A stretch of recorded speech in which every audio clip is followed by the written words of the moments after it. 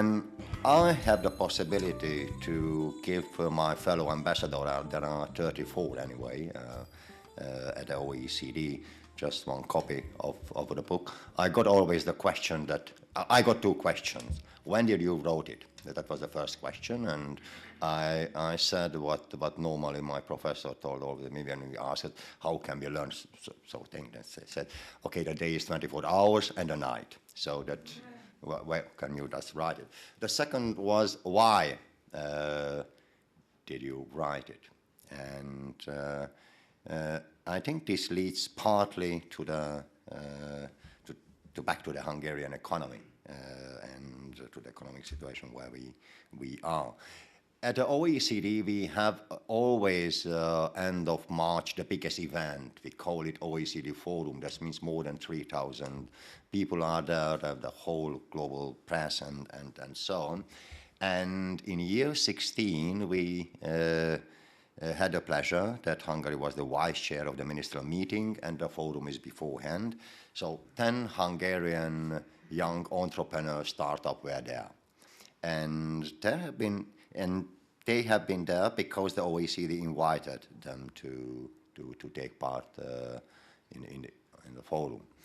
So they invited Esther Oswald, maybe she is here, maybe not, but she will come later on. She gets a small company called Notch interfaces. When you know it, you don't know it. It's a small company producing something variable digital things.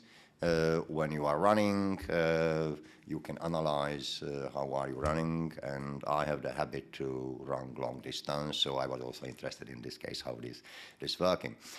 But the main question was why the OECD invited a small Hungarian startup to the biggest event. And when we had a discussion, I had the impression that there is a good reason for it. You know, how the Notch interfaces works. The Notch uses small sensors put on the body.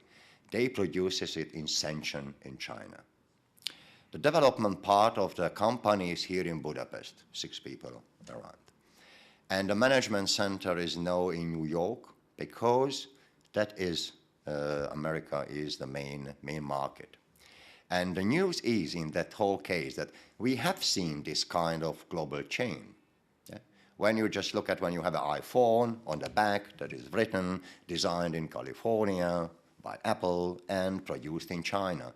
Big companies make this very, very long, very complicated global value chains. Now what we have is quite new, that small companies could do the same. Or to put it another way, to create global value chains became more democratic, available for the people.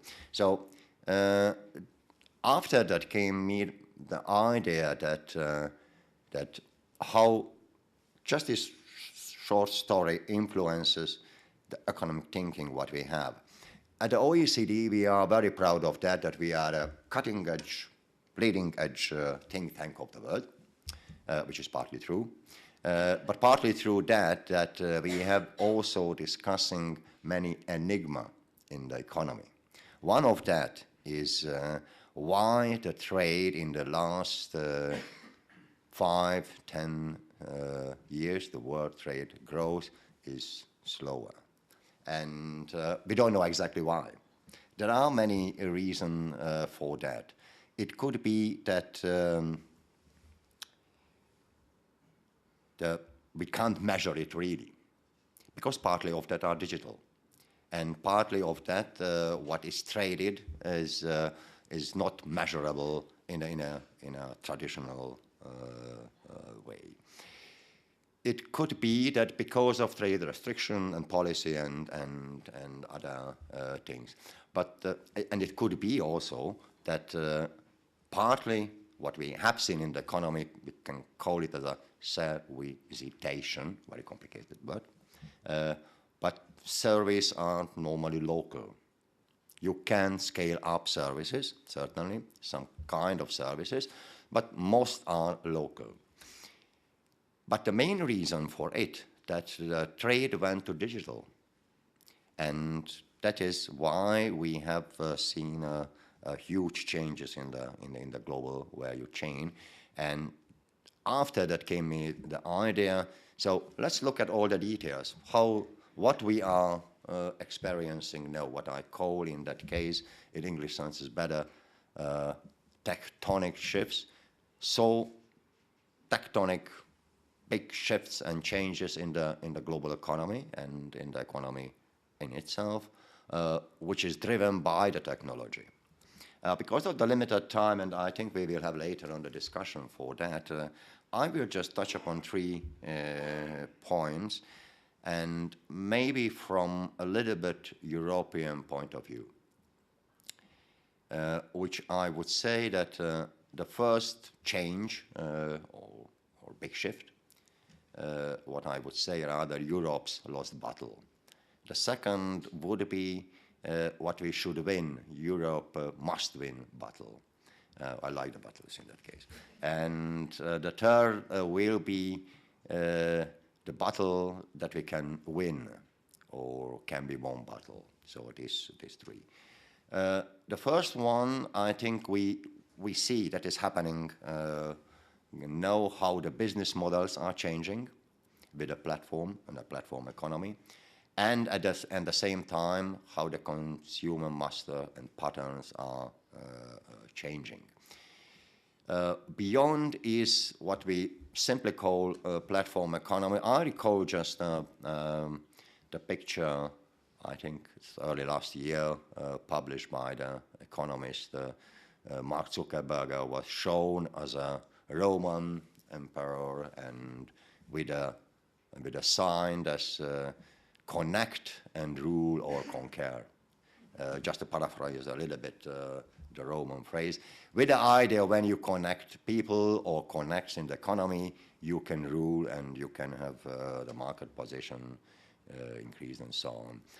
But I think the real phrase is the real old British or old Roman divide and rule or divide and conquer. Because beyond all these platforms, what you can see, and we see, and we can see a lot of them, not just Facebook and the others, beyond is a special kind of market, what the economists call as a two-sided markets. So platform in the inside, and there are 2 markets, what they connected. They provide 2 different products. In the case of Facebook, one is a social network, and the others for the advertiser, the possibility to get the advertisement through that and connect them. Google make the same, and many others have 2 different products on that, and connected by the platform which is run by algorithm, big data, and so on. And it is cross-financed. Cross-finance means that one part is sometimes free of charge, and the other they have to pay for it. So they have because there are 2 different markets. They are networks, and they use the networks effects, what economists say in that case. And with the networks effect, they can grow relatively rapidly. And when they grow rapidly, they have also the possibility to, they have a tendency to monopoly, what we see today. We can complain that the Google and the Facebook and the others, so big they are and how dominant they are, but because they are driven by this economic model. And at the same time, we have also seen the changes from the consumer pattern, how they are changing. They are mostly driven, or we think they are driven by the new generation, Generation Z and others, so that the new generation is rather more sensitive to the new models, which we call sharing economy or peer-to-peer economy. But the basic beyond is that digitalization lowers the barriers to market entry for companies and for people. And that's the basic news in the whole platform economy. Why I call it as a lost battle for Europe? Because these monopoles are there. In Brussels, we can think about how to tax it. Yeah, that is always a good question, how to tax it. But they are there, so that is what happened. And in that case, what they use and what are the main product? They are the data. What kind of data? All personal and private data. And I think when you look at just the figure, Facebook has more than 2 billion users now. So all private or personal data are there. The good news is there will be the next battle. So the first battle on personal data and how to pick around a new economic model, Europe has lost. The second is, I think what is coming now is rather around the public data and the industrial data, how to use it in the industry. And in that case, Europe has much better chances than for the first. So all these made a huge change, what I call rather a miraculous transformation, or a magical transformation, what we see in every day. The main transformation is that today, in some part of the economy, driven by platforms, access to services or to goods are more important than the ownership. Services are more important than the industrial products. Platforms increase the market efficiency, not the production efficiency. We have platforms instead of companies, and there are also some changes in the production, in the employment structure. So that is the miracle, how an industrial product will be changed into a service. Just look at the car. Yeah? We think sometimes the car, how to use and how have the access to the cars in different ways, carpooling, car sharing, and so on. As we can download the music, we can download the car, right? Instead of the old thing. So this change the economic structure and pattern in a very, very fast way. The second, what I would say is a battle, or Europe's battle, when you would like, in that case, is a must-win battle. Must-win means if Europe wants to remain competitive, this battle must win. So there are no other possibility. We should win it. And this is the use of the new technologies. We have seen some new technologies in that case. Let's start with the most well-known new technology, robotics, and with the robots. So I just recall the example of Adidas. Adidas is a company producing yearly 300 million pairs of shoes for running. Yeah. And in the last 2 decades, they were produced in Southeast Asia, in China, Vietnam, Indonesia. Just look at the label. Now they opened last year a company fully robotized with 106 people producing 500,000 pairs of shoes, and the factory is in Ansbach in Bavaria. So robotics make it possible to move back the production after the 2 decades of globalization to the consumer, to Europe, or back to our countries. And this will change many, many things. And this change also the global value chain, what I started at the very beginning. They don't need to build up long value chain with many suppliers throughout the world, combining many continents and so on, and organizing all these. But they can put these robotized factories, 160 people, yeah, producing 500,000 pairs of shoes where the consumer are living.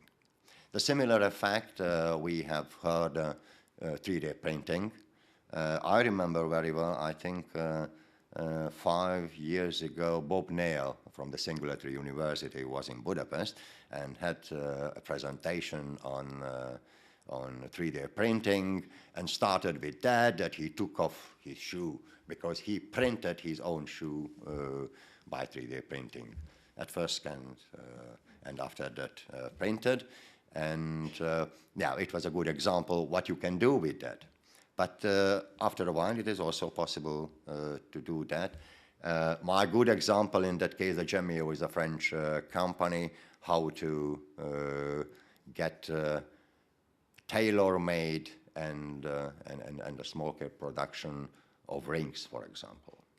The customer can choose at first by 3D models, the different what kind of ring they want. After that, they print the frame of the ring, and after that, the goldsmith put the gold in it and so on, and will be ready and cheaper around 40%.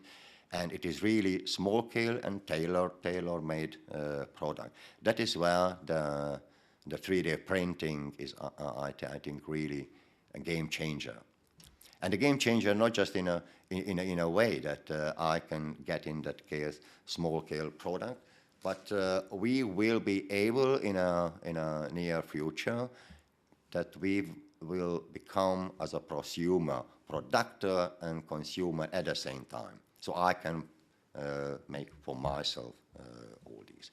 And the result is the same, that the production is moving where the consumer are. We don't need these long, big, very complicated global chains. And the third big technology, I don't want to go in all these technologies, but we have seen in detail. I will call just the digitalization. We heard the driverless car or the self-driving car.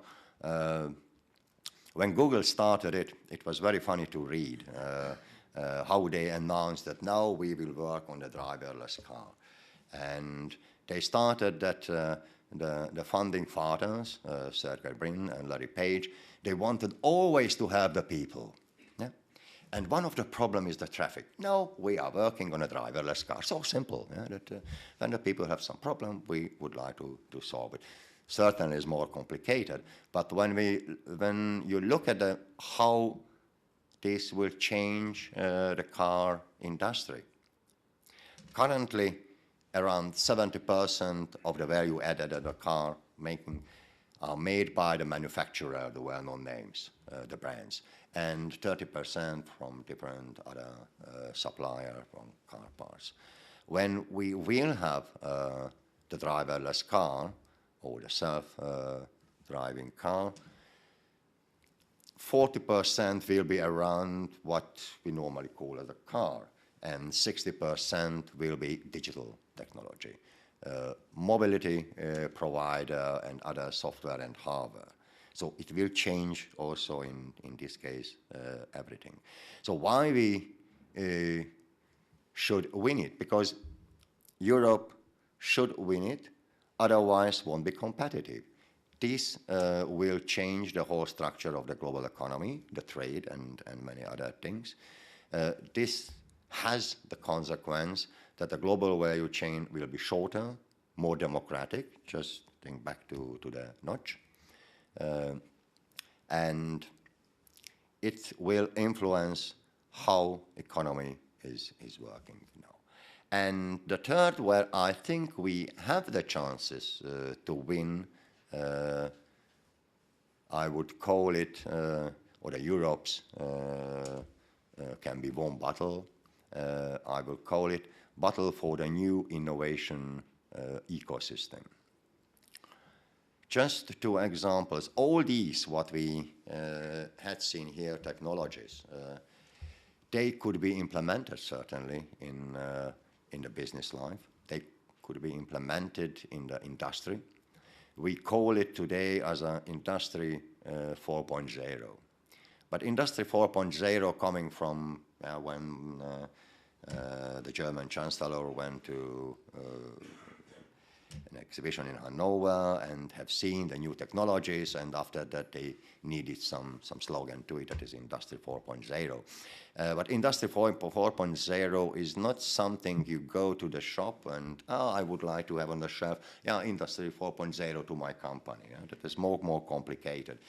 It is a combination and use of many technologies, collaborative robots, 3D printing, artificial intelligence in the life of the company or in the industrial production. And this make it possible also that the workers communicate with machine and also machine communicate with machine. Yeah, that is rather the future. How Industry 4.0 works, the key word here is ecosystem. It is not enough to go to the shop that, please, I would like to buy, I don't know, so this Industry 4.0. You have to implement to your company. Every company has quite different position and situation in that case. How can they use it? So they need an ecosystem. That means they need large companies, they need the universities, they need the angel investors, they need the startups. So all that should have been put together to have a successful change in Industry 4.0. So the key word and the crucial point here is the ecosystem. Those countries will be successful by implementing Industry 4.0, which is normally the digital technology implemented in the industry, when the countries are able to create this kind of ecosystem. The second, where we will have the chance and where we have the big challenge as a new innovation system, as I mentioned, the basic rule is digitalization lowers the barrier to market entry and also to the entry to the innovation. So Yossi Wadi, he has the nickname in that case that Mr. Tech Israel had a presentation once at the OECD, and he said that the age of the generals are over. And he meant in that case that the General Electric and the General Motors, as big companies running the innovation, General Eisenhower as the military could run also. Today you need just a laptop and the internet connection and sitting in a cafe and you can start a business. So digitalization lowers the entry and make it possible, and that is, I hope, the future in innovation, that the innovation will be more democratic, more mass phenomenon. When you look at just the history, we have heard the first and the other industrial revolutions. We had industrial revolution when the innovation was open for everybody. It was in the first industrial revolution. That's the same when you look at how qualified these guys were at that time. So all in all, we have these three big challenges. At the first, what I said, Europe lost battle, I think we have to prepare to win the next battle in that case, with the consequence how the consumer patterns are changing and how platforms are using this model. The second, with the must-win battle, we have to be cautious on that, how global value chains are transforming. What does it mean when we call it reshoring as a opposite of the offshoring, when the production will come back? Not the jobs. Those jobs which were, let's say, exported or moved to Asia during the globalization won't come back. They will be the new jobs, quite different. And also the requirement will be quite different. And the third one, which is, I think, for the future discussion, would be rather interesting, how to create such an environment, innovation ecosystem, which could help the companies, also companies that would like to implement Industry 4.0, and also those which could make Europe more competitive. Thank you so much for your kind attention.